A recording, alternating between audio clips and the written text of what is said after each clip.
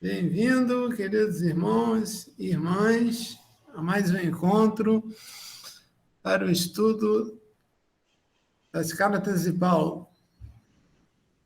Como eu falei da última vez, antes de chegar propriamente às Cartas de Paulo, é necessário que a gente leia o livro de Atos dos Apóstolos, que é onde se passa o encontro de Saulo com Estevão, de Paulo com Jesus, todo o início de Paulo, dos primeiros cristãos. E então a gente vai estudar esse livro para depois entrar nas chamadas epístolas, né? Aos romanos, aos hebreus, aos coríntios, aos gálatas e por aí vai. Ok? Mas antes eu queria ler para vocês um texto que fala sobre ser discípulo, ser apóstolo,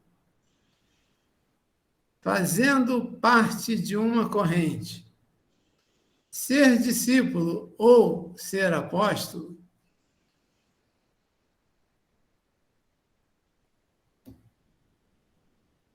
é ter pais e irmãos maiores que nos guiam pelo caminho. Ser discípulo é sentir-se vivo e comprometido com a vida. É abandonar o anonimato da passividade para fazer algo pelo bem de todos.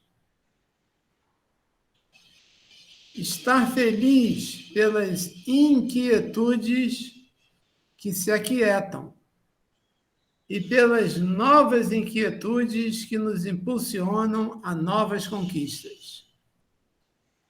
Para ser discípulo ou apóstolo, deve-se gostar do que se faz e deve-se fazer as coisas que devem ser feitas.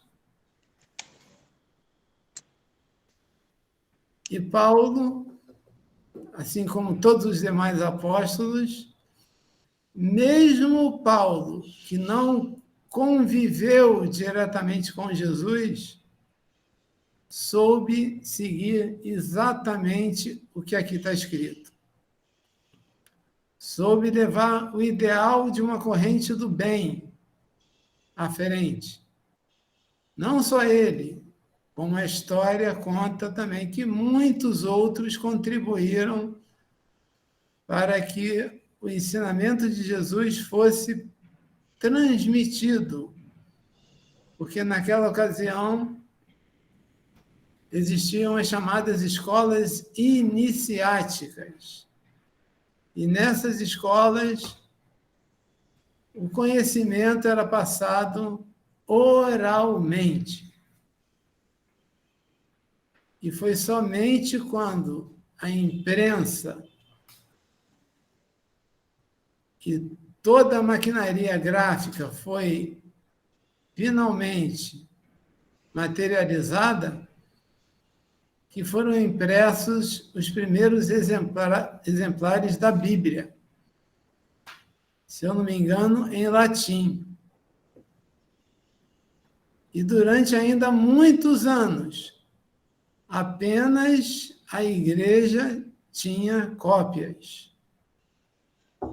E com o tempo, isso foi mudando, até que todos começaram a ter acesso aos textos. Então, eram momentos em que ninguém podia questionar nada, porque ninguém tinha a posse de nenhum escrito. Por isso que muitas traduções são consideradas como apócrifas,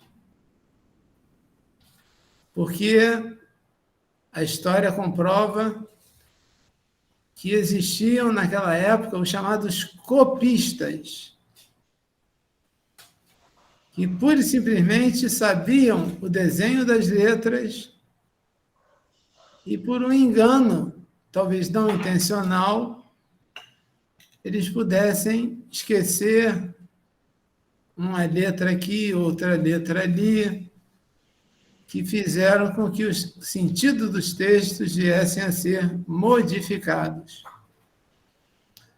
E é por isso que eu recomendo a quem quiser estudar as cartas de Paulo, que o faça através de uma tradução isenta, que é a que fez o nosso irmão Haroldo Dutra Dias. Não sei se dá para ver. O livro editado pela FEB, O Novo Testamento. Está à venda aí em todos os sites, né?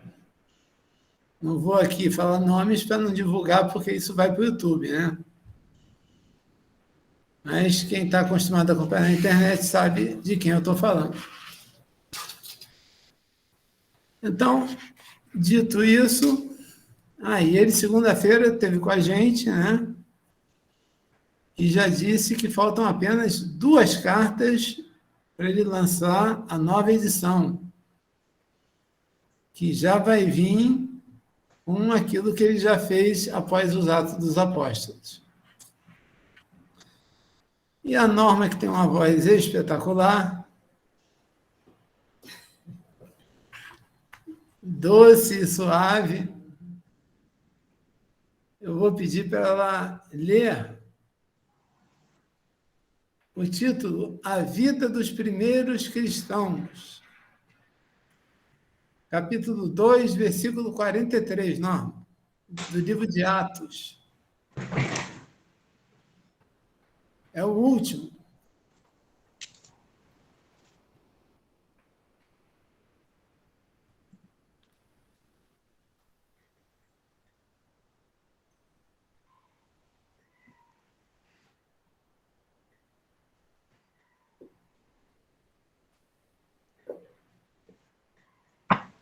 Microfone, Norma. A vida dos primeiros cristãos, né, Paulo? Isso.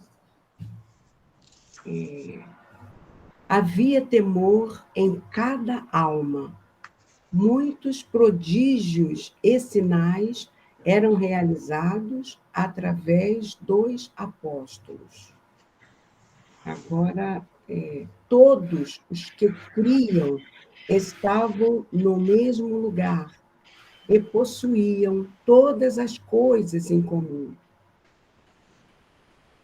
Vendiam as propriedades.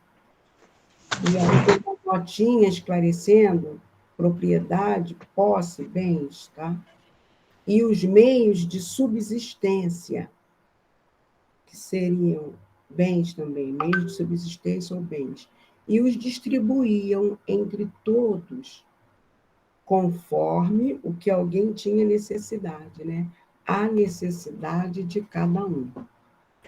A cada dia, perseverando, unânimes no templo, partindo o pão em casa, recebiam o alimento com alegria e simplicidade de coração, louvando a Deus e tendo graça junto a todo o povo.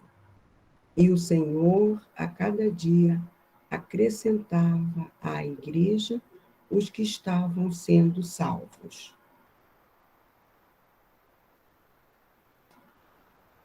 Você quer que leia cada itemzinho desse, Paulo?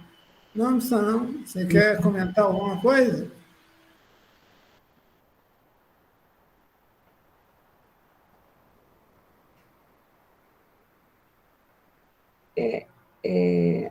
Aqueles que realmente criam, né, seguiam Jesus.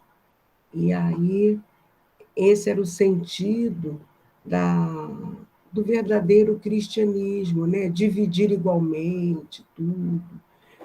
Se a humanidade tivesse sido pautada nos princípios cristãos, a gente não teria, né, essa divisão de classes, essa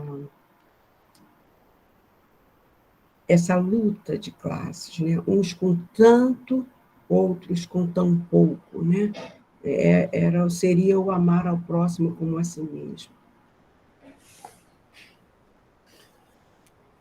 E aqui a gente observa, havia temor em cada alma, porque deram-se início às perseguições. Então, hoje em dia, é fácil se dizer cristão, né? Agora, naquele tempo, a vida estava em jogo, né, Norma? Eles se reuniam em sepulturas, né, Catacumbas. Paulinho, subterrâneas, né? É. Por E causa da aqui a gente, perseguição. e aqui a gente vê a mediunidade presente também, né? E muitos prodígios e sinais eram realizados pelos apóstolos. Depois do dia de Pentecostes, que nós estudamos na última, quando todos receberam, entre aspas, o Espírito Santo, né? Na realidade, na tradução, eram os santos espíritos, e cada um falou em uma língua, no que nós conhecemos hoje, orientados pela doutrina espírita, como xenoglossia. Está lá no Livro dos Médiuns.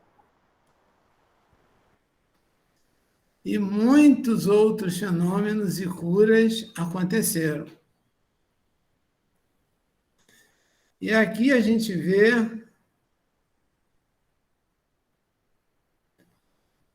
no finalzinho, né? E o Senhor acrescentava a cada dia a igreja. O que é a igreja? A igreja, na sua tradução direta do grego, vem de eclésia, e quer dizer reunião em boa companhia. Então, o que ficou para a história, tudo em nome da igreja, tudo em nome da igreja. Mas tudo em nome da igreja queria dizer tudo pelo grupo.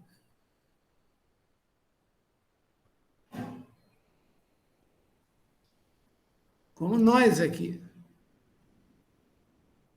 Tudo pelo grupo. Ninguém é mais do que ninguém.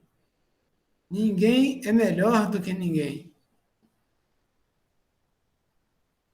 Se o próprio Jesus nos disse que um só é o Mestre, o Cristo, e que todos nós somos irmãos,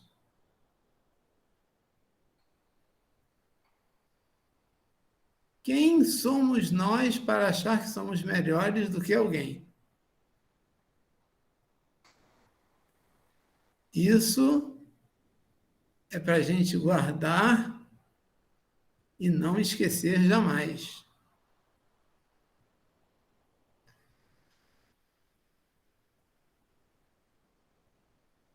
E isso foi confirmado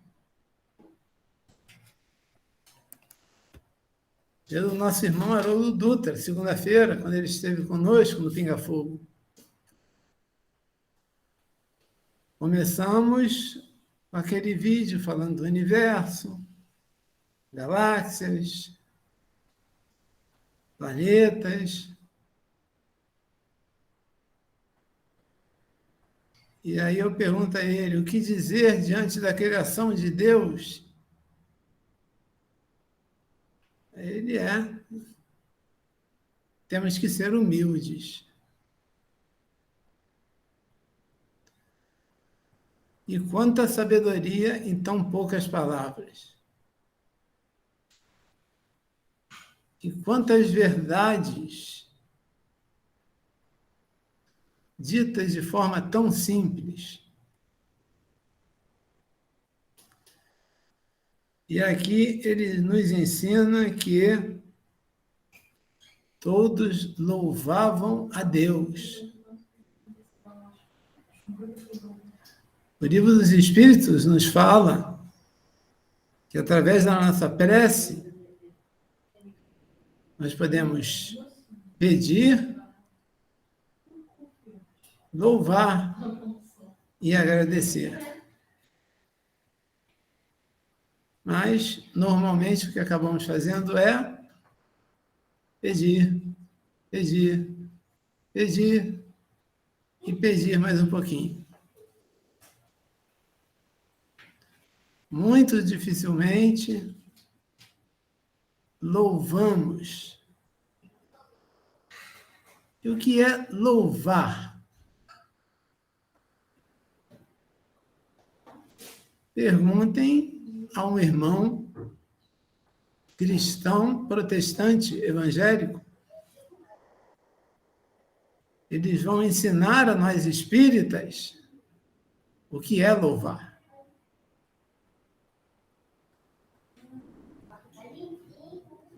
E nós agradecemos ou ficamos só pedindo, pedindo, pedindo e ainda zombando dos nossos outros irmãos cristãos que louvam a Deus antes de se alimentar, que cantam a Deus. Ah, música gospel, ai, preconceito, sectarismo.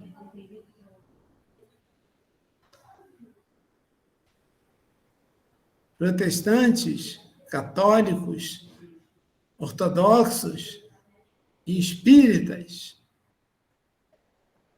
todos têm que uns a aprender com os outros. Porque cada um tem um conhecimento em uma determinada área.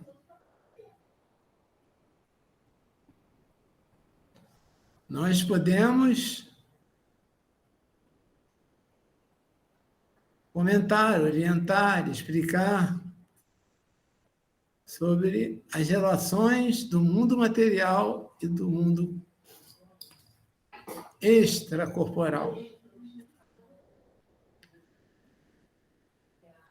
Nossos irmãos protestantes podem nos ensinar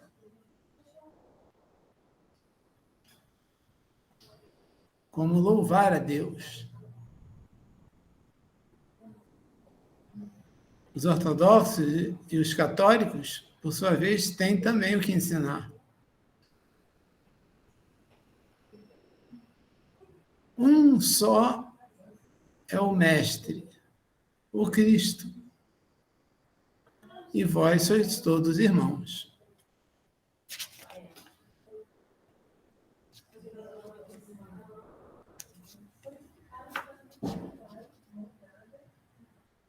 Vamos para o capítulo 3, não?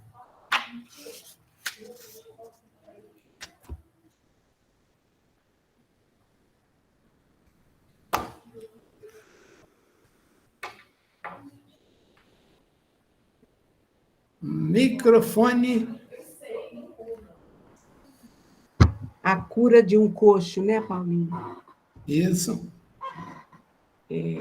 Pedro e João subiram ao templo por volta da hora da oração, a hora nona.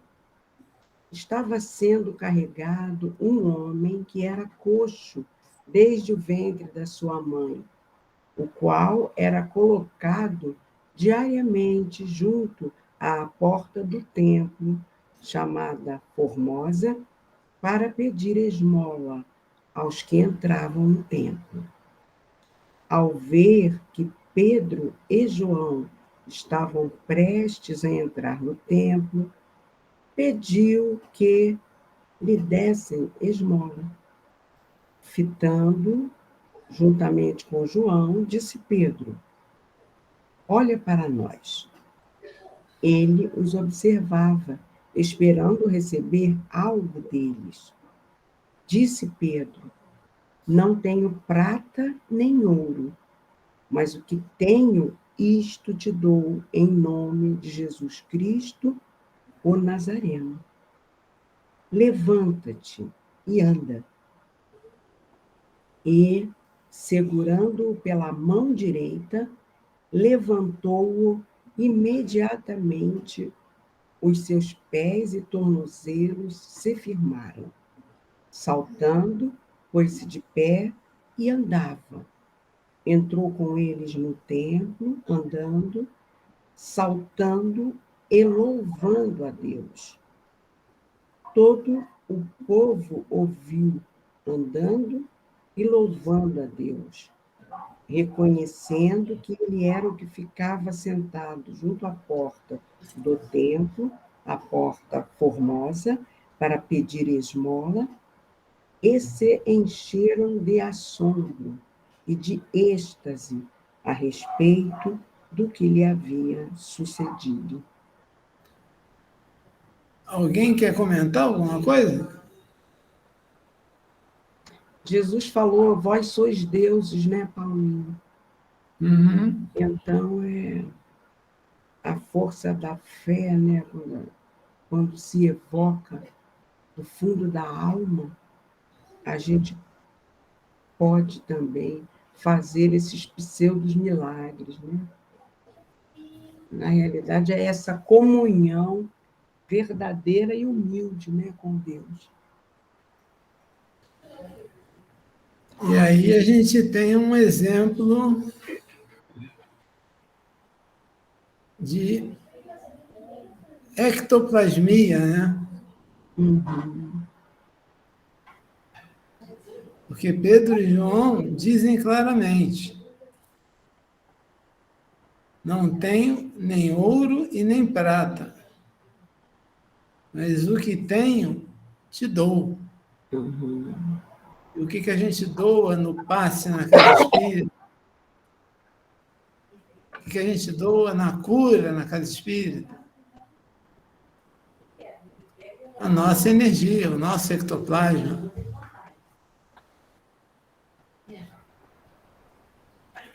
Para que, junto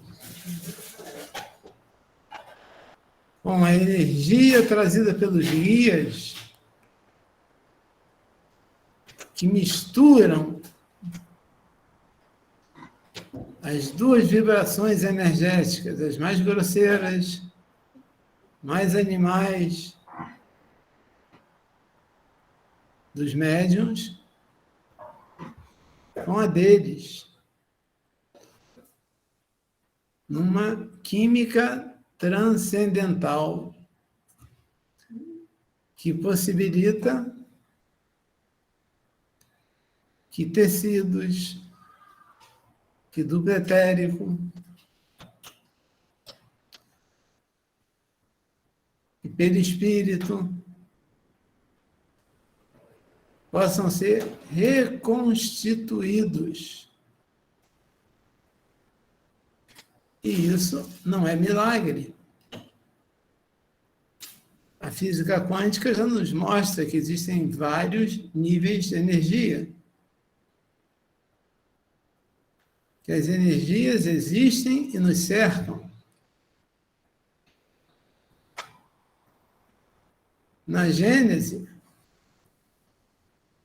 Kardec fala do laboratório do invisível, onde ele diz que os espíritos misturam,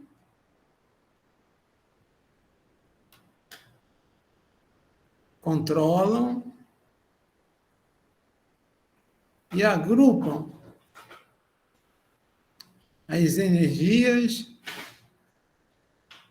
como um químico o faria dentro do seu laboratório físico. Essas operações fluídicas se realizam. E a cura, quando não é integral e atinge o corpo, ela pelo menos limpa o perispírito e aqueles corpos mais grosseiros. Isso é cura, mas isso não é milagre, no sentido de derrogar as leis de Deus. Estamos nos tornando merecedores através do conhecimento trazido pela ciência, da pesquisa e de entendermos finalmente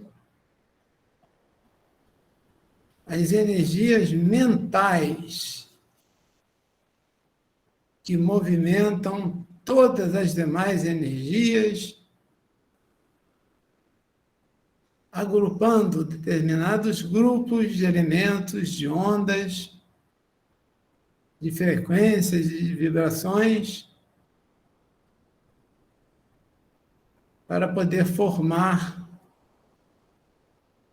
campos magnéticos cada vez mais organizados e harmoniosos.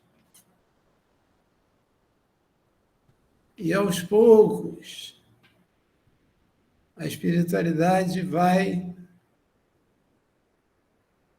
concedendo a que o espírito humano encarnado compreenda mais e mais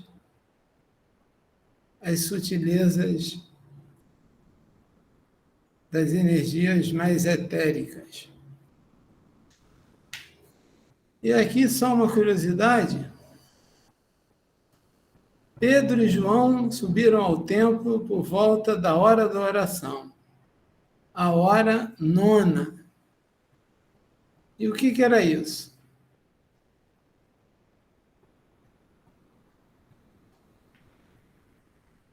Naquela época, os judeus dividiam o calendário do dia, de 24 horas, em períodos de 3 em 3 horas.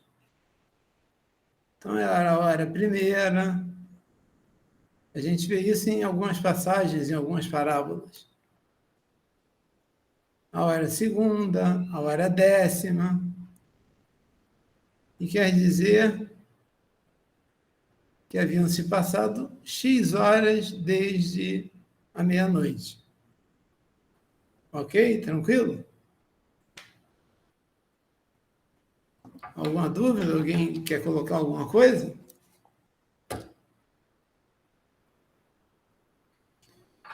Fala, Hernandes. Nona, boa tarde. Boa tarde, Paulo. Uma perguntinha simples. Então, a hora nona eram 9 horas da manhã, é isso? Não. Era um calendário, eles dividiam as 24 horas do dia em períodos. Então, a hora primeira, se eu não me engano, era às 6 horas da manhã. E assim eles iam, entendeu? Tá, tem que fazer a conta, mas entendi agora. Obrigada. Fala, professor Hernandes Peçanha. Boa tarde para todos. Prazer estar participando desse estudo. E vamos agora aproveitar o que você está falando aí, essa matéria. No Atos Apóstolos, capítulo 3, essa passagem interessantíssima de Pedro e João, ao serem solicitados para pedir esmola pelo pessoal da mendicância, eles foram explícitos: não tem ouro nem prata para lhe dar, Mas em nome de Cristo, em nome de Jesus, pega a sua muleta e sai andando. Bom, quando nós formamos o GUMAN, dia 31 de março de 2000, mais adiante, começaram a aparecer muitos espíritos. Ô, Hernandes, Hein? como isso vai para a internet, o que é Gumã? GUMAN é o nosso centro, Grupo Universalista Maria de Nazaré, fundado no dia 31 de março de 2000. Mas o que importa nesse momento é a aplicação disso que você está falando aí. Então, voltando aí, apareciam muitos espíritos sem cabeça, sem perna, sem braço, todo capenga. E eu tinha estudado essa parte dos Atos Apóstolos, queria saber que tipo de ajuda eu poderia dar. Então eu diria, olha, Pedro, João, assim, fizeram assim, em nome do Cristo, e eu vou dizer também para vocês, em nome do Cristo, que vocês se recompõem. Não acontecia absolutamente nada. E ele me espina para você não sabe nada, você é um frouxo, tarará e tal. O problema é que eu dizia aquilo, mas eram palavras ocas. Eu percebi, mas eu tinha que usar o verbo no imperativo afirmativo, confiante, copiando o que o Pedro e Paulo faziam, e por encanto, por incrível que pareça, aquilo começou a acontecer.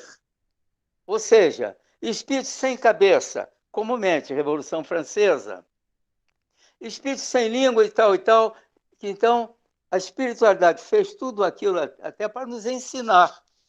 Mas não é exclusivo de GUMAN, isso qualquer centro espírita pode fazer, a igreja não digo, na igreja se pode fazer, enfim, num campo espiritual onde houver um laboratório, que geralmente existe, sério, comprometido, com a fé, certeza, isso é real.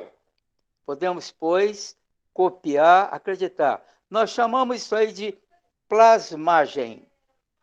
A plasmagem, junto com o espelho cósmico, vão dar aos espíritos, nessa dificuldade, e aos médiuns, uma certeza, uma condição de fazer esse trabalho. Não é, como você falou, não tem nada de milagroso aí, não. Não é o médium que faz o trabalho. O médium é um instrumento que a espiritualidade vai usar na fé. Precisa estudo disso também.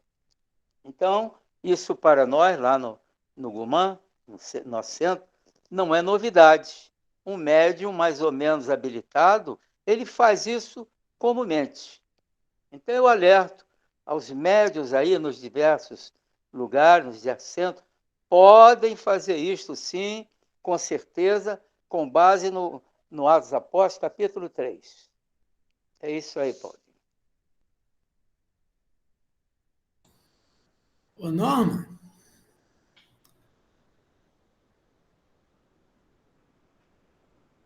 Fala, Paulo. oi, só para explicar bem explicadinho para Beatriz, você lê a observação 1 do capítulo 3, por favor? Hoje não. Os hebreus computavam as horas do dia de forma diversa da nossa. Para eles, o dia se iniciava às 18 horas da tarde e era dividido em 12 horas de luz, dia, e 12 horas de treva, noite. As 12 horas de luz, dia, eram contadas de 6 da manhã às 18 horas, hora do crepúsculo, ao passo que as 12 horas de treva tinham início às 18 horas e terminavam às 6 da manhã. Sendo assim, segundo esse relato, os fatos acima narrados ocorreram por volta das 15 horas, hora nona.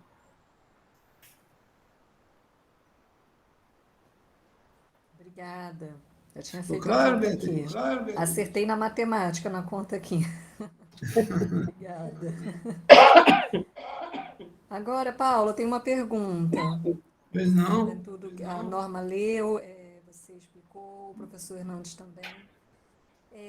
Para que esse tipo, vocês estão falando que não é exatamente um milagre, né? Que existe uma explicação por trás disso, mas também não precisa da fé da pessoa que está, ou da vontade do espírito de melhorar, de mudar para que isso aconteça.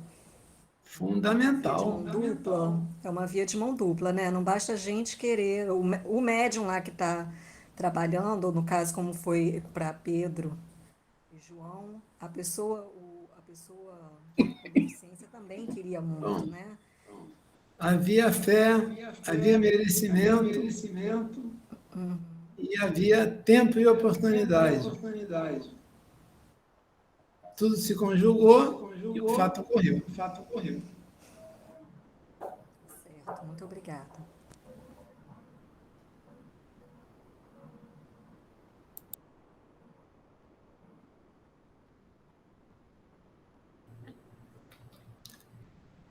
Vamos para o 3, não? O discurso de Pedro, né? Isso. Agarrando-se ele a Pedro e a João, todo o povo, assombrado, acorreu para eles no chamado Pórtico de Salomão. Ao ver isso, Pedro respondeu ao povo: varões israelitas, por que vos maravilhais disso? Ou por que nos fitais como se por nosso próprio poder e piedade tivéssemos feito ele andar?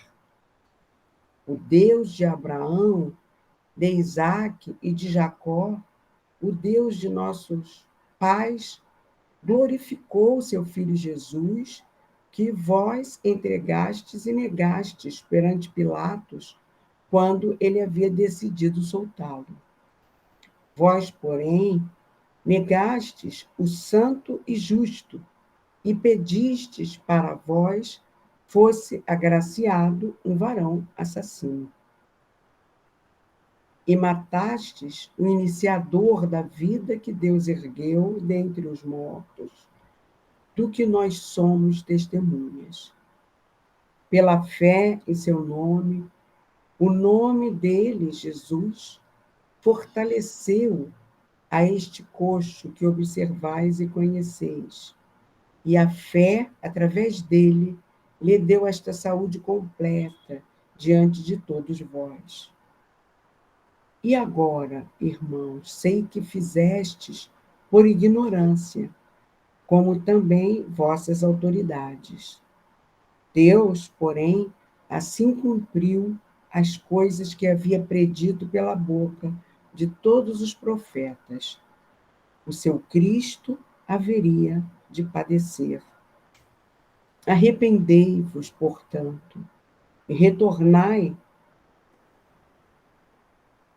para serem removidos os vossos pecados, para que venham da face do Senhor tempos de refrigério, e envie Jesus Cristo previamente designado para vós, a quem é necessário o céu receber até os tempos da restauração de todas as coisas, das quais falou Deus pela boca dos seus santos profetas desde a antiguidade.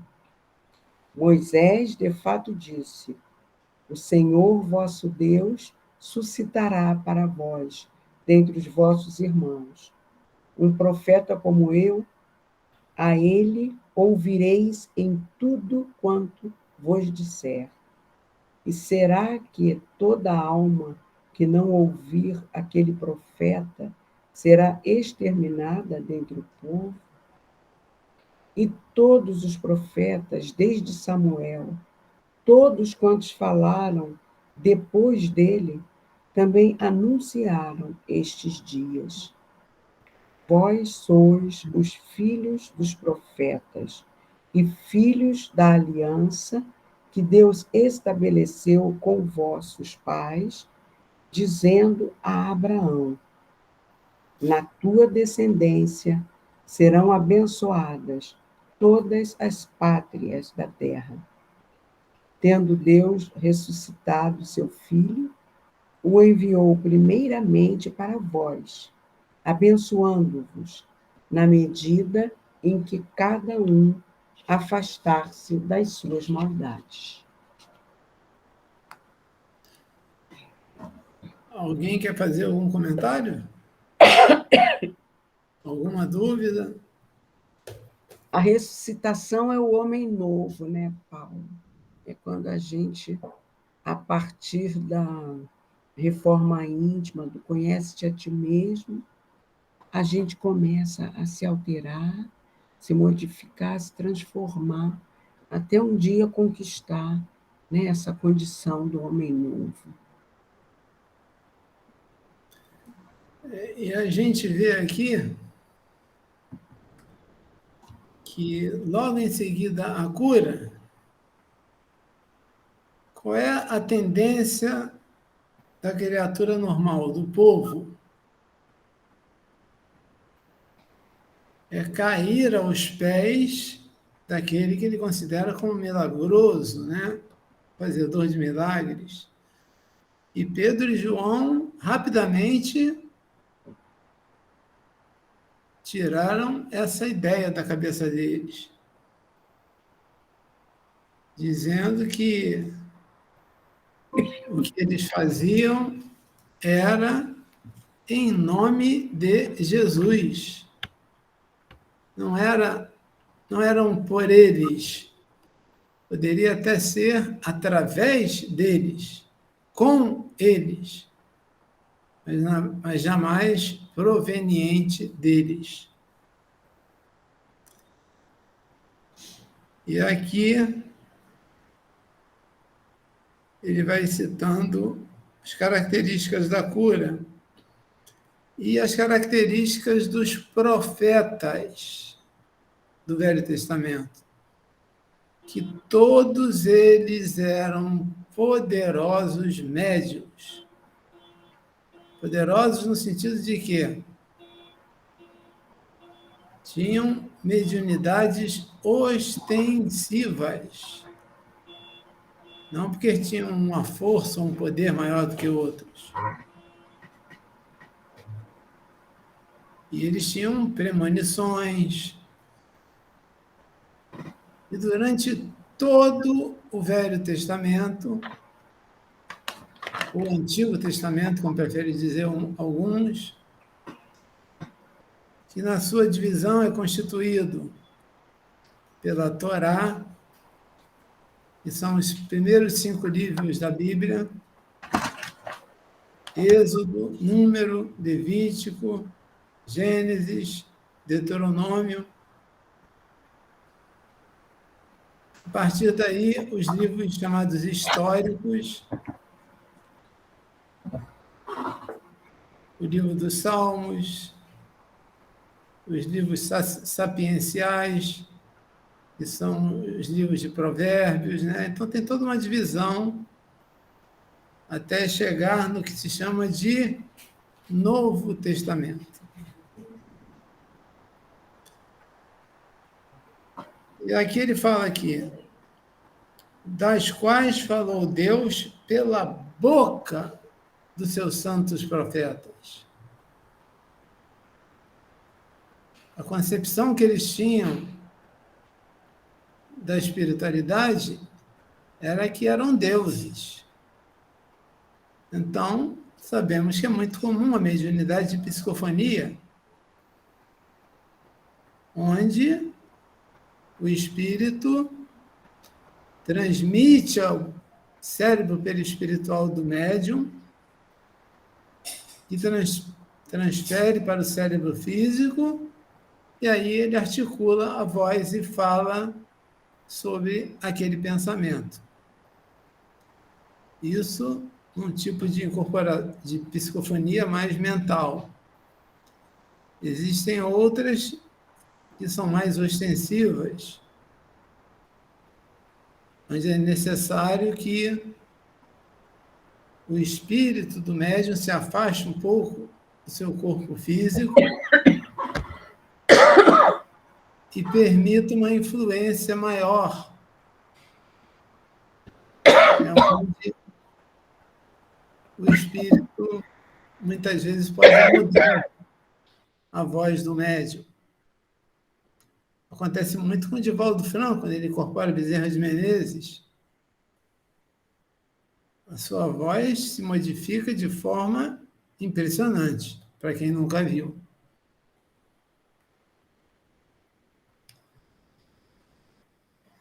Ele continua aqui.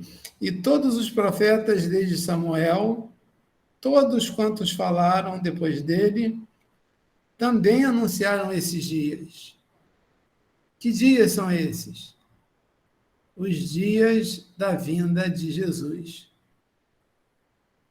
em que o Espírito se fez carne, em que o Verbo se fez carne.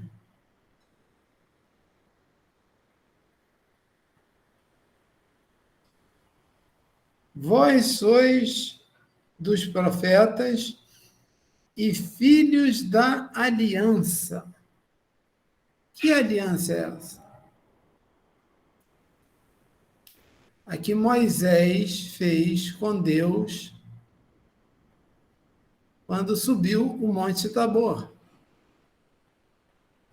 Ele fez uma aliança, ele recebeu mandamentos, que nós conhecemos como 10, mas que na realidade são 613 mandamentos. Era praticamente uma constituição. Pode comer assim, pode comer assado, pode comer tal dia, tem que fazer tal ritual. Era tudo regrado para educar um povo ainda muito ignorante. E a tradução do grego, que Haroldo Dutra faz, nos leva a duas palavras: aliança e testamento. E o que é que Jesus fala na última ceia com os apóstolos? A aliança, vocês sabem como é que ela era confirmada pelos antigos hebreus? Através do banho de sangue de animais. A aliança era confirmada.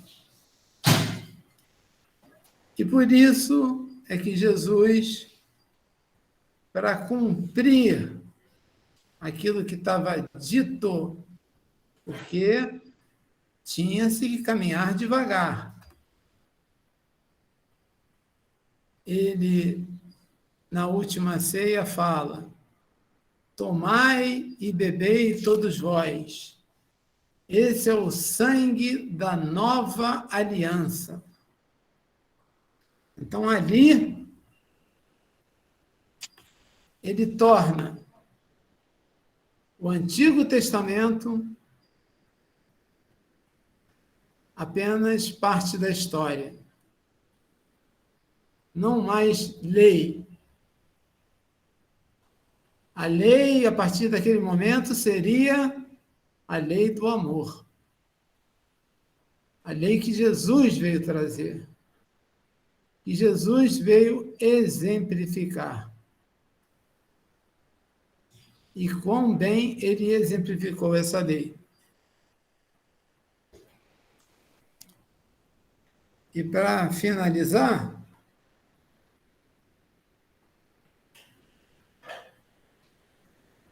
filhos da aliança que Deus estabeleceu com vossos pais, dizendo a Abraão: na tua descendência,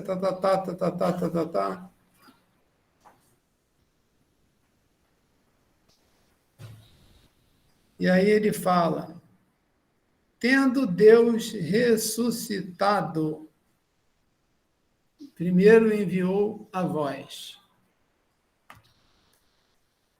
Jesus não ressuscitou. Jesus veio aos apóstolos, ao povo, materializado. Por isso que ao sair do túmulo, ele ainda em corpo espiritual, fala a Madalena: não me toques porque ainda não fui para o meu Pai. Por isso é que na frente de Tomé, ele dá a mão, porque ali já havia o fenômeno da materialização. E Tomé toca na ferida de Jesus. Era preciso e era necessário que assim fosse, porque senão eles jamais acreditariam que existe vida após o desencarne, ou a morte do corpo físico.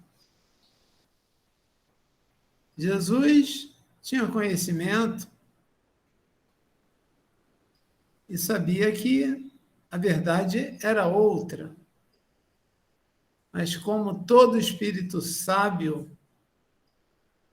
ele guarda o conhecimento e espera para o revelar apenas na hora que for adequada, ao tempo certo. E ele já havia prometido um Consolador. E esse Consolador viria falar dessas coisas e de muitas outras mais. E esse Consolador hoje, não presente na figura do Espírito Santo, como acreditam muitos irmãos nossos, isso aí é assunto para outra data,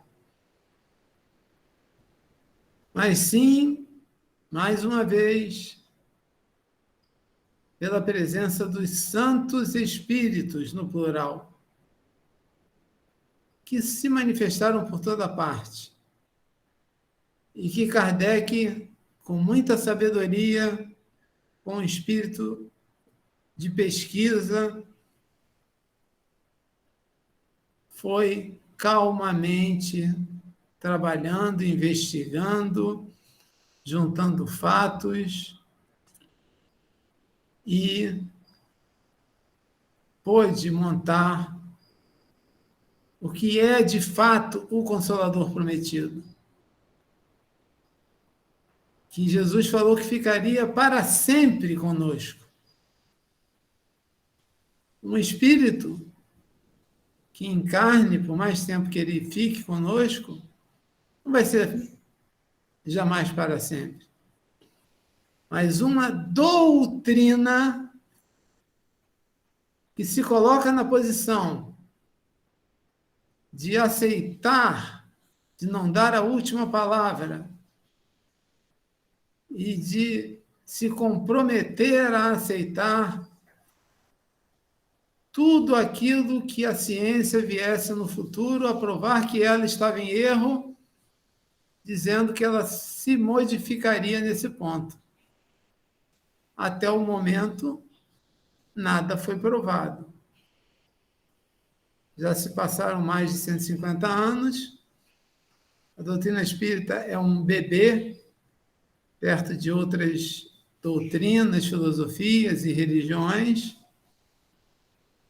e ainda a espiritualidade não viu nada que estivesse em desacordo com as leis de Deus.